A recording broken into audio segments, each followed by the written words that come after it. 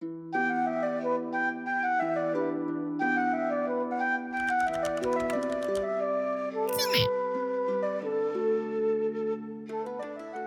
there, I'm Square, and let's talk about anime.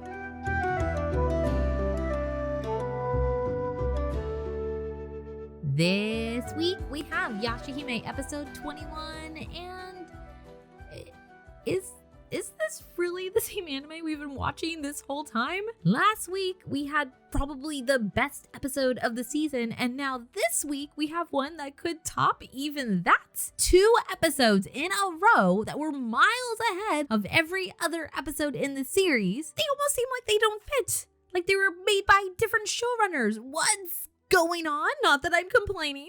I have thoughts. I have lots of thoughts. But before that, let's just do a quick summary. We start out the episode with a bit of a flashback to Maru and his minions. This was the time just before Toga's death, and we get to see how everyone interacts. Zero, the Perils, Riku, and Maru himself. We also get to see the creation of the Rainbow Pearls from Zero's tears. From then, we flash forward, and it's the night of the new moon. So Towa is without her powers once again. Setsuna decides to leave Towa behind in the village so she's safe, and Towa promises to stay put, but breaks her promise when she spots the dream butterfly outside her window. Towa chases after it until it disappears into the Tree of Ages. A bit distracted, she then bumps into Riku. This leads to a cute little tea date under the stars. A rather sweet moment until Riku decides it's time to take Towa's pearl. But before he can really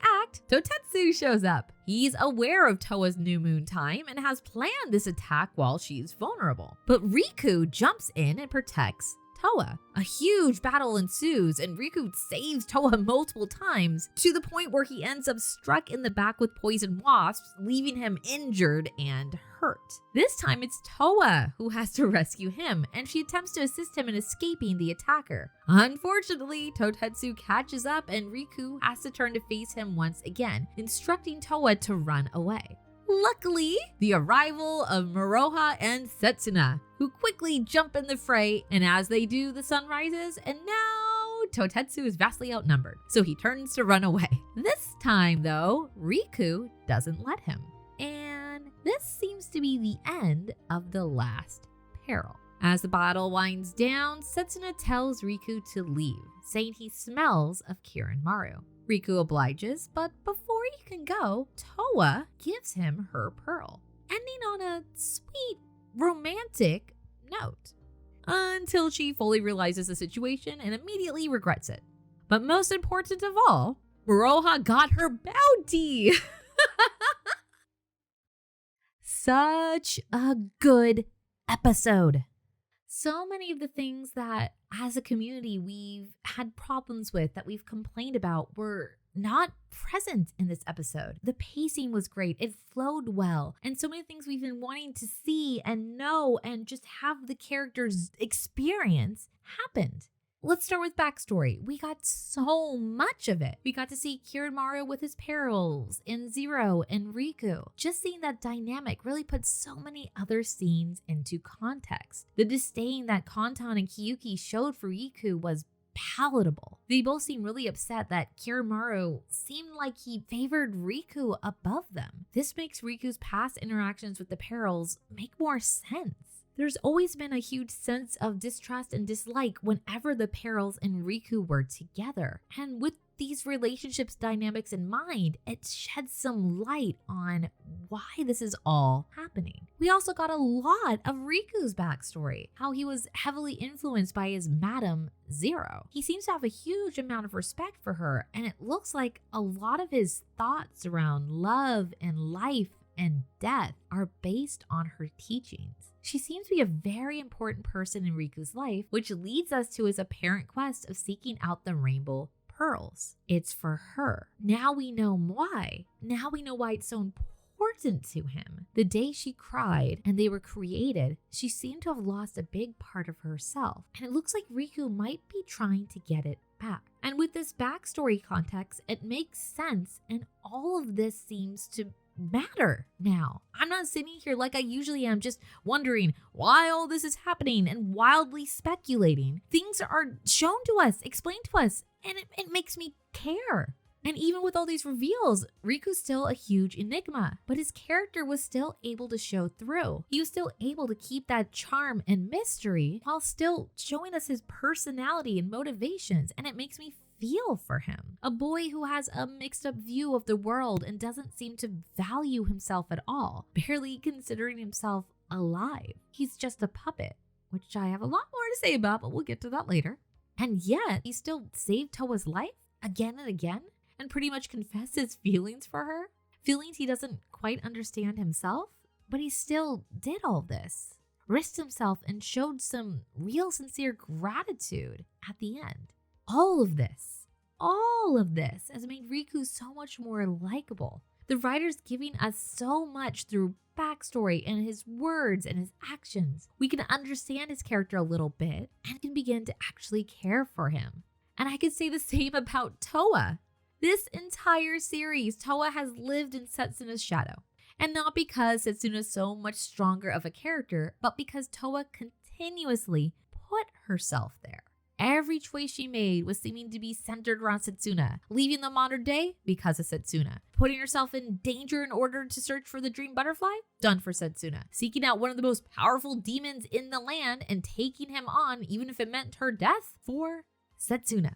What has Towa done for Towa? What are her wants, thoughts, feelings outside of her sister?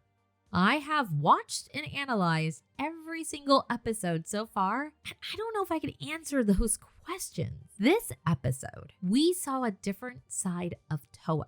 A Towa who wondered and asked questions about her mother. A Towa who went on a date and connected with a boy who needed someone to open up to. A Towa who defied her sister and went with her own instincts to trust someone that the others seemed to not trust. And a Towa who gave up some of her power to help someone who she may be falling in love with.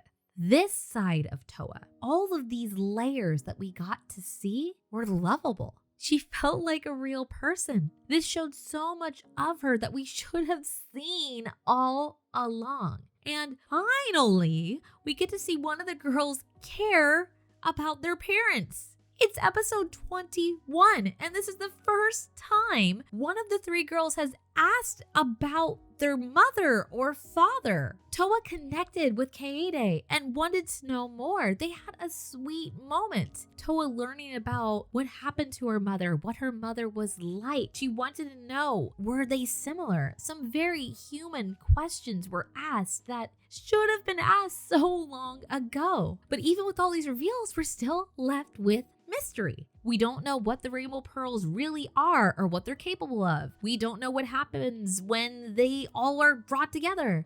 And we don't really know what Riku actually is. He calls himself a puppet, a doll. And this leads to so many more questions. Was he created by Kiranmaru?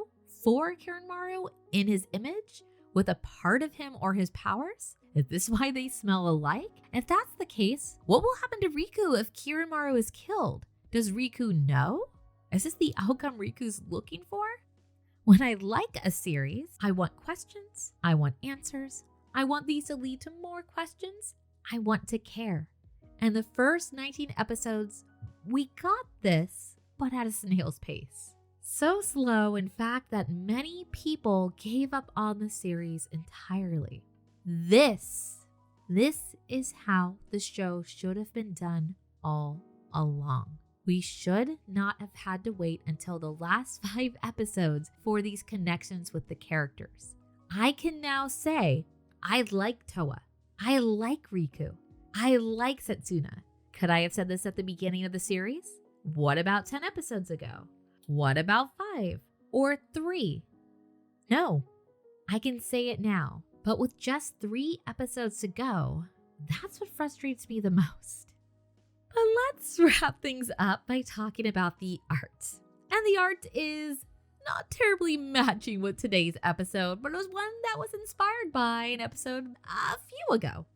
I have to say, I love Kohaku's design. His grown-up version is just perfect. Amazing choices all around. I love what they did with him, how he's matured, how he looks. Great. So I was super inspired, and I've been wanting to draw a picture of him for a while, so I went for it today.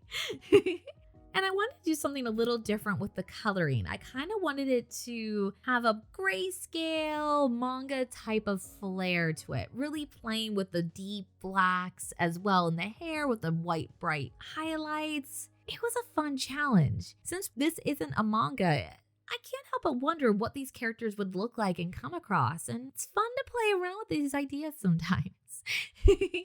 Speaking of arts, this is your last chance to sign up for my button giveaway. Here they are right here. Aren't they pretty? If you'd like them, all you need to do is sign up in the Google form in the description below. Details are there. I really want to give these to somebody that really wants them.